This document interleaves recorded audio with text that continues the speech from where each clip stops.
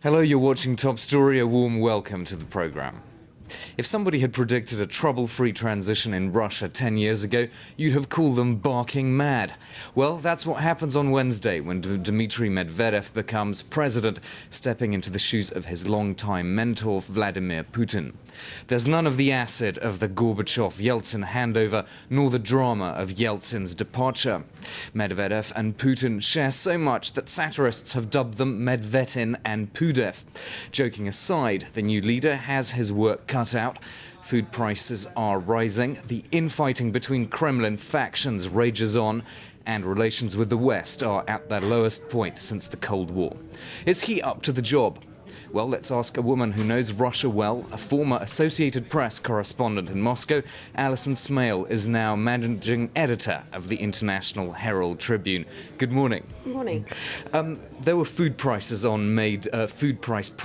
on May Day. Not the greatest of starts, perhaps, for Medvedev. Yes, I mean, at the same time, I think, with all the criticism of Russia right now for Putin having taken it away from the path of democracy, it's good that there were protests. I think that there are a vast number of very poor people in Russia, and it is true that there is a burgeoning middle class, particularly in evidence in Moscow, above all, also in Petersburg and perhaps a few other cities, and of course a very few very rich people. The country has made a lot of progress, and we will see which path it goes under Medvedev, and it really is going to be Medvedev together with Putin, so... On the economy, do you think Russia's been relying too much on oil? Where does all this leave Medvedev? No, it's clear that Russia is too dependent on oil and natural gas. How soon they'll be able to wean themselves off that is very unclear. Medvedev, over the last couple of years, I mean, he has been the chairman of Gazprom, and he has also been in charge of infrastructure projects that are supposed to be financed by the fabulous windfall that Russia has enjoyed from high oil and gas prices. Clearly, there's much to be done with the infrastructure. Medvedev has made a lot of promises of better schools, of better welfare help, of better roads, of better all sorts of things. And he certainly has money to deliver on quite a lot of those things, but it's really unclear. Can he cut through the tremendous corruption and the control of clans and infighting that goes on in order to deliver? But definitely he's got the wherewithal to do that, and he and Putin say that this is what they want to do. We have no idea if they'll do it. Who are these different clans?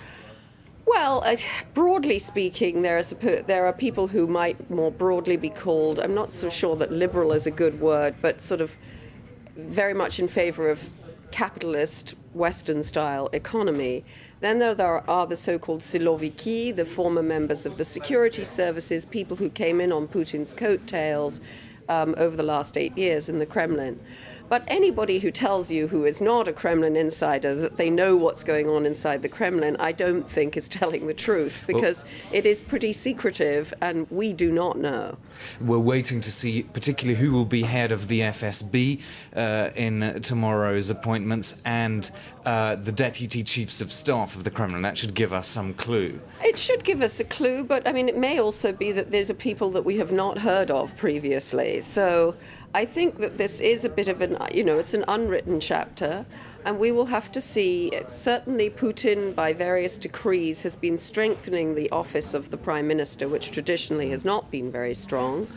At the same time, the president is the president, and there has been one power source traditionally in Russian politics, and it is the Kremlin. Now, whether Putin can make the so-called White House, the building that he will occupy on the banks of the Moscow River as Prime Minister, a parallel center of power, or a sort of jointly functioning center of power. Moscow Times, the newspaper, did for its April Fool's joke the idea that a tunnel had been built between these two buildings, which are a few kilometers apart in the center of Moscow. Obviously, that's not true, but it was supposed to symbolize the fact that, in a way, there'll be a sort of an umbilical cord tying these two people together. At the same time, as I say, the office of president the Kremlin, that's been the traditional power center, and we may well see Medvedev becoming his own man. Who knows if Putin actually remains prime minister? There's all kinds of speculation. But essentially this umbilical cord is there to keep the two people together in order to make sure that the balance of power between the factions you mentioned remains more or less manageable. Well, I think that Putin has been an extremely effective leader by the measure that he himself has set, if you see what I mean, which is, I've kept things stable for you, you're free to go shopping, I'll take care of the country. And for most Russians, that is a formula that seems to work. Whether it works for the vast numbers of people who can't afford to go shopping, we don't know, honestly. And that's the thing that you never know about Russia. The narod, the people, they're always very watchful. They're vigilant, but they're not necessarily vocal. So, when it comes to foreign policy, do you believe we don't know, but can you guess how Medvedev might behave based on what he's done before if it came to the crunch on Georgia or Ukraine joining NATO? I think we haven't seen enough of Medvedev in foreign policy to be able to predict. I do think that Russia there's a sort of misperception in the West, that Russia is newly antagonistic to the expansion of NATO. That is not really true.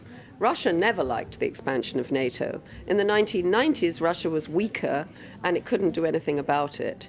But now NATO is talking about coming right in, not just in the Baltics, which are already members, but to the vast territory of Ukraine, which is traditionally very much part of Russia, and to Georgia. And I don't think that you will see any Russian leader could possibly sort of just say, that's okay.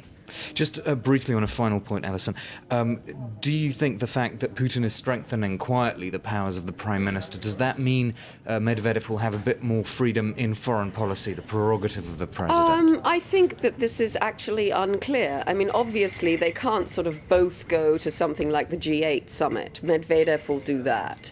But how much freedom for maneuver he will have, who knows? I don't know yet. Okay, well, thank you very much. We'll leave it there. Alison Smale from the International Herald Tribune. Do join us for another top story tomorrow.